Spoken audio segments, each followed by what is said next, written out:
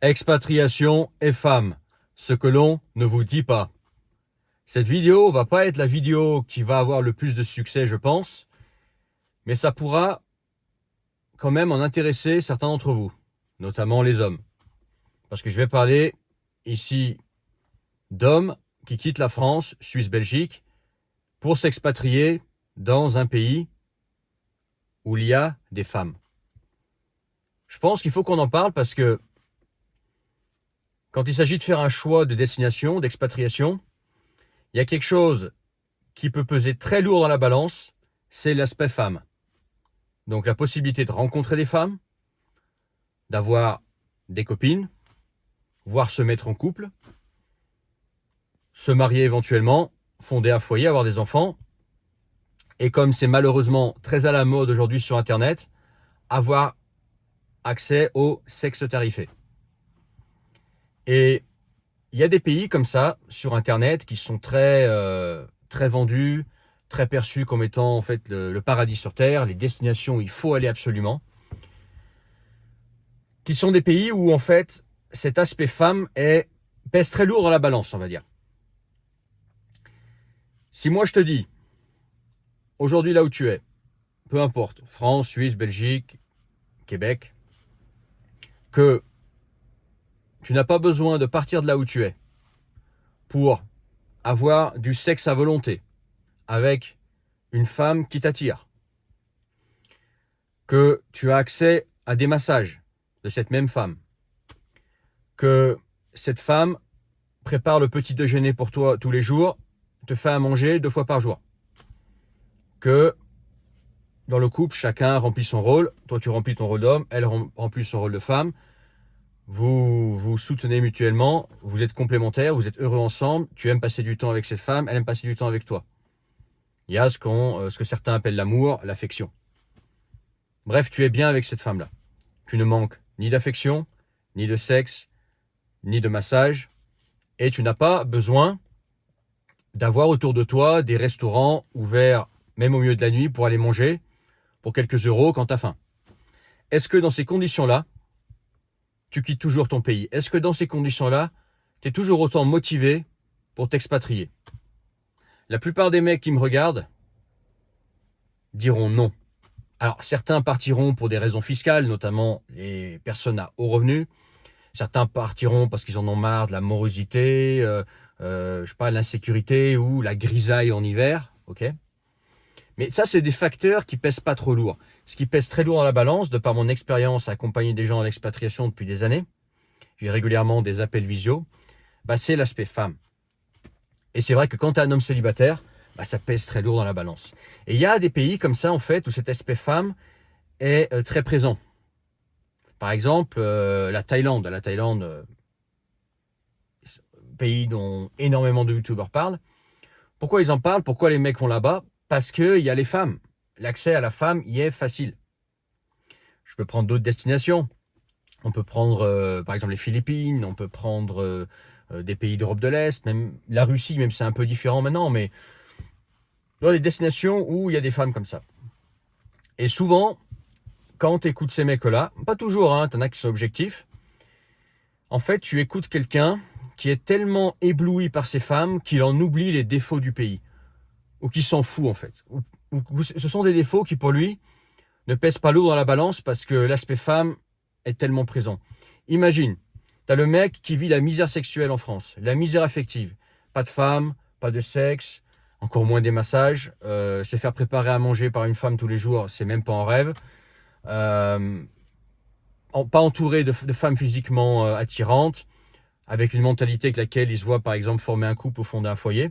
Il débarque en Asie, il a cette quantité de femmes à profusion, que ce soit pour juste du sexe, que ce soit pour des flirts, des relations courtes, que ce soit pour des relations long terme, aussi la beauté des femmes en moyenne, plus féminine, etc. Plus femme en fait, ok. Et il a tout ça accessible. Il n'a pas besoin de faire à manger parce qu'il peut aller sortir dehors n'importe où. Il y a toujours à manger pour quelques euros. Les massages à volonté, ça coûte 5 euros. Imagine un mec, il débarque là-dedans, il pète un plomb. Il se dit, je suis au paradis. Bah oui, parce que on vient de lui enlever en fait sa pire souffrance. Le mec, par exemple, il débarque en Thaïlande, bah, tu lui enlèves cette souffrance-là, cette souffrance sexuelle, affective, etc. De confort aussi, par exemple, de pas préparer à manger, etc. Tout est facile autour de lui, il n'a pas besoin de se prendre la tête. Bah forcément qu'il va voir la Thaïlande, par exemple, comme le paradis. J'aurais pu prendre, par exemple, la Russie, il y a encore quelques années, où il y avait encore ça. Bon, ça est encore présent, mais pas autant que l'âge d'or que moi j'ai connu, où c'était quasiment comme la Thaïlande. Hein. Tu pouvais pas rester célibataire, tu rencontrais des femmes à foison, tu avais des relations en veux-tu en voilà. Hein. Tu avais le choix. Hein. Ou la Ukraine, l'Ukraine aussi, qui est un pays où voilà, énormément de femmes et beaucoup d'hommes avant la guerre y allaient pour voir les femmes. Quoi, tu vois. Non, j'aurais pu prendre les Philippines. Donc forcément, le mec à qui on a enlevé cette souffrance énorme, sa principale souffrance, eh ben, il est tellement ébloui, ça lui fait tellement du bien, en bas, dans le cœur et dans la tête, et même dans le dos, si on parle des massages, que si toi, par exemple, tu es un homme en couple, ou tu es un homme avec des enfants en couple, il y a un tel décalage que l'information qu'il te donne n'est pas pertinente pour toi. Je m'explique. Quelqu'un, par exemple, qui est, on va dire, sous l'emprise de ces femmes, qui est tellement ébloui par toutes ces femmes, etc., qui a vécu la misère sexuelle affective pendant des années, et qui se retrouve, par exemple, en Thaïlande. Si tu lui parles d'hygiène, si tu lui parles de bruit, si tu lui parles de pollution, si tu lui parles, puisqu'on parle de Thaïlande, de Pattaya, et tu lui dis que les plages de Pattaya sont à chier. Voilà, clairement, les plages de Pattaya, elles sont pas belles. Il y en a des beaucoup plus belles déjà en Thaïlande, mais en Asie, il y a beaucoup, beaucoup mieux. Que tu trouves, voilà, le style de vie, voilà, finalement, pas si terrible quand on enlève l'aspect femme. Le mec, il va pas te comprendre, il va te dire, bah comment ça, etc. Il va pas comprendre parce que lui, il est tellement focus sur cet aspect femme, ça lui a tellement, en fait, ce pays lui a tellement fait du bien, lui a tellement enlevé une douleur que le reste, en fait, pour lui, c'est des détails.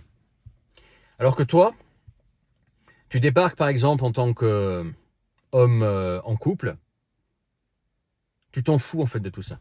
Tu t'en fous qu'il y ait des gourgandines à foison.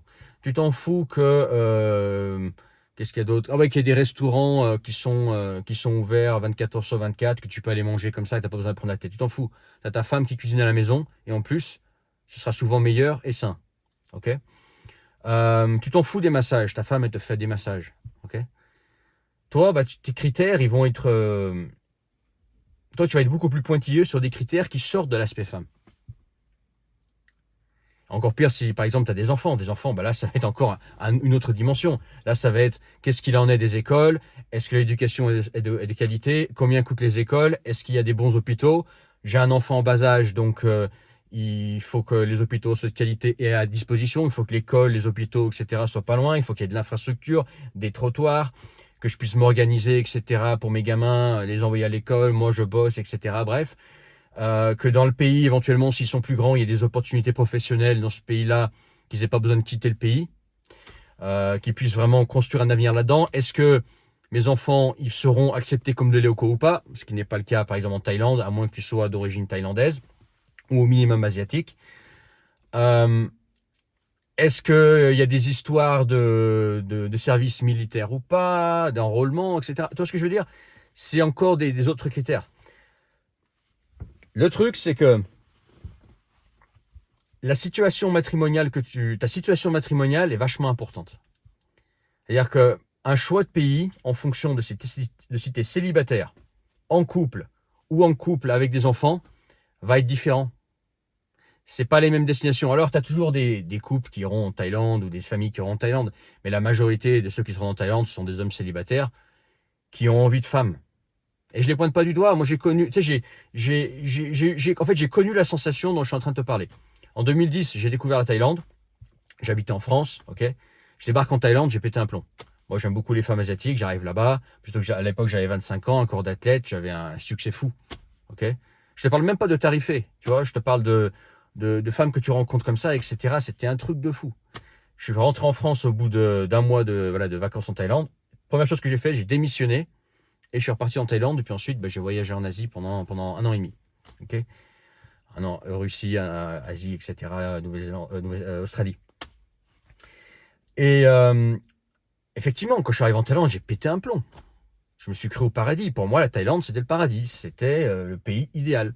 Pourquoi? Parce que cet aspect femme pesait tellement lourd dans la balance que j'en oubliais en fait les défauts du pays. Je m'en foutais en fait. Tu m'en parlais, je m'en foutais. Parce que ça pesait tellement lourd. Et quand tu débarques, que tu es en couple ou que tu es en couple avec des enfants, le mec qui te parle de ouais, super, il y a des gourgandines, ouais, super, il y a des boîtes de nuit pour rencontrer des femmes, ouais, super, il y a des restos, tu peux manger comme ça rapidement pour quelques euros, t'as pas besoin de cuisiner, ouais, super, il y a des massages à foison. Le mec, tu lui réponds, je m'en fous, moi j'ai déjà tout ça. Moi, je peux vivre en tant qu'homme en couple heureux, hein, parce que c'est vrai que si t'es un couple de merde, il faut mieux te séparer de ta femme, aller en Thaïlande seul. C'est pas le débat. Mais que toi, t'es bien dans ton couple, et que tu comptes pas te séparer de ta femme et que voilà, tu as déjà comblé au niveau sexuel et affectif et pratique, j'ai envie de te dire, euh, tu peux te permettre de vivre dans un enfer sexuel, dans un enfer affectif, même dans une société féministe en fin de compte. Tu peux te permettre de vivre dans un endroit où il n'y a pas de restaurant, vu que c'est ta femme qui cuisine. Tu peux te permettre dans un endroit en fait qui est pas du tout, qui serait en fait l'enfer sur terre pour un homme célibataire. Puisque toi, t'as pas cet aspect-là. Tu t'as pas ce problème à résoudre. Tu vois, tu vas avoir d'autres priorités. Par exemple, si tu es en couple, tu vas faire des activités de couple. Tu vas pas faire des activités d'homme célibataire. Activités de couple, par exemple, ça va être la randonnée ensemble. Tu vas vouloir que l'endroit soit marchable, confortable à marcher. Tu vas avoir autour de toi des endroits pour te ressourcer. Tu vas vouloir le silence. Tu vas vouloir comment dire, la qualité de l'air. Tu vas vouloir peut-être aussi avoir des opportunités professionnelles plus intéressantes pour construire ton couple. Et non pas débarquer dans le tiers-monde où tu arrives avec un business sur Internet ou avec des rentes immobilières et tu fais passer de femme en femme. Toi, tu vas vouloir construire quelque chose, une vie, et dans ce cas-là, tu vas être plus pointilleux sur les opportunités professionnelles qu'il y a vraiment sur place. Tu vas vouloir aussi le bien de ta femme. Est-ce que ce pays-là est un pays qui convient à ta femme? Parce que quand tu es en couple, tu es deux à décider. Bah oui. Alors tu vas me dire, ouais, c'est à l'homme de décider, je suis d'accord avec toi, mais tu veux quand même le bien de ta femme. Donc tu tiens quand même compte un minimum des critères de ta femme. Donc, si toi tu es intéressé par un pays, mais que cette femme-là, ta femme, elle déteste absolument ce pays, qu'elle ne veut pas y vivre, probablement vous n'allez pas y vivre. Tu vois. Donc, tes critères changeront en fonction de ta situation matrimoniale. Et quand tu es avec des enfants, bah là, c'est encore d'autres critères. En fait, dans ta vie, ta priorité devient tes enfants. Donc là, ça pense école, santé, praticité, opportunité pour tes enfants, bien-être de tes enfants. Et le couple, je dis pas qu'il compte pas, mais voilà, les enfants, c'est comme la priorité quand tu es en couple, quand on as, c'est les enfants d'abord. Tu vois. Donc tu vas faire encore un autre choix de pays qui sera adapté aux enfants et adapté à ton budget avec les enfants. Tu vois où je veux en venir, c'est que il faut, quand quelqu'un te parle d'un pays, peu importe, sur Internet, etc., d'abord la question c'est quelle est ta situation? Tu es célibataire? Est-ce que tu es en couple? Ou est-ce que tu es en couple avec des enfants? Voilà. Si par exemple toi tu es en couple, que le mec est célibataire, attention, il peut y avoir un biais. Si le mec il est célibataire, que toi tu as des enfants et que tu es en couple, il y a un biais. Et même si voilà, tu parles à un couple sans enfants et que toi tu es en couple avec des enfants, il y a déjà un biais. Parce que le couple sans enfants, il n'a pas les enfants à gérer. Mais que toi tu vas les avoir. Donc ta réalité sur place va être différente du couple, même avec sans enfants, même si vous êtes tous les deux en couple. Ok. Mais surtout si tu es couple avec des enfants, que tu expatries avec toi, et que tu demandes à un célibataire qui est là en fait avant tout parce que dans cet endroit il y a des femmes et qu'elles sont facilement accessibles, effectivement vous allez vous parler une langue vous allez vous parler du chinois quoi, vous allez vous parler d'une langue que vous comprenez pas parce que vos priorités, vos critères n'ont absolument rien à voir. Voilà. Voilà, donc choix de pays en couple, c'est pas les mêmes que choix de pays en célibataire. Ça c'est clair. C'est pas les mêmes critères. Moi, tu me balances les critères, par exemple, comme je te disais, euh, sexuel, massage, resto, je m'en fous. J'ai déjà tout ça. Je suis déjà riche de tout ça. Moi, ce que je vais chercher, par exemple, aujourd'hui, mes critères, ça va être une qualité de vie. La sécurité, la qualité des infrastructures, aussi qualité des soins, et la nature, la proximité avec la nature, mer, montagne, la possibilité par exemple de me balader en bagnole tranquille. Moi j'aime bien avec ma femme aller partir en vadrouille, en road trip, et faire des pique-niques ou aller loin, etc., explorer un truc, dans un endroit où il y a des bonnes routes, où c'est civilisé, où tu peux rouler normalement, etc. Donc, par exemple la Thaïlande, que j'ai pris comme exemple, bah, moi j'ai roulé en Thaïlande, bah, c'est un endroit où tu as vite un accident. Moi les seuls accidents, sauf petit accrochage, c'est sur un parking où, je sais pas, une nana un petit peu te rentre un petit peu dedans, mais je veux dire vraiment gros accident, les seuls que j'ai eu c'est en Thaïlande. Voilà. Et j'étais pas en tort. Tu vois, parce que là-bas, ils roulent comme des fous. Bah, c'est un stress supplémentaire. C'est pas l'idéal pour rouler, par exemple. Le climat aussi, quand tu es en couple, bon voilà, climat devient peut-être moins important aussi. Parce que tu aimes moins à traîner dans les rues le soir, etc. Voilà, et puis toi, bah, comme c'est ta femme qui s'occupe du foyer, bah, t'as pas besoin d'aller à la launderie, de faire laver tes affaires, etc. C'est toute ta femme qui s'en occupe, tu vois. Donc, tu t'en fous, c'est pas des arguments. C'est des arguments de confort typiques d'hommes célibataires. C'est pas des critères, toi, qui vont te parler. Toi, tu vas avoir des exigences de couple.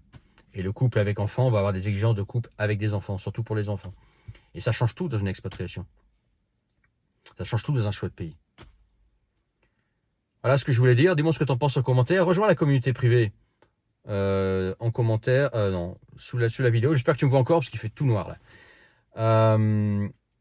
Bref, dans la description, tu vas trouver 2 liens. Tu cliques dessus. Tu peux rejoindre la communauté privée encore au tarif d'où maintenant, avant que le tarif augmente. Également, si tu veux qu'on s'appelle toi et moi un appel visio, on peut parler voilà, d'expatriation par exemple. Bah, c'est en description, tu cliques sur le premier lien, tu t'inscris et tu réserves. Une fois que tu as réservé, on convient d'une date et d'une heure précise pour se parler. Et pareil, tu rejoindras le canal Telegram gratuitement et tu recevras gratuitement tous mes messages. Ne les loupe pas. À bientôt pour une autre vidéo. Allez, ciao.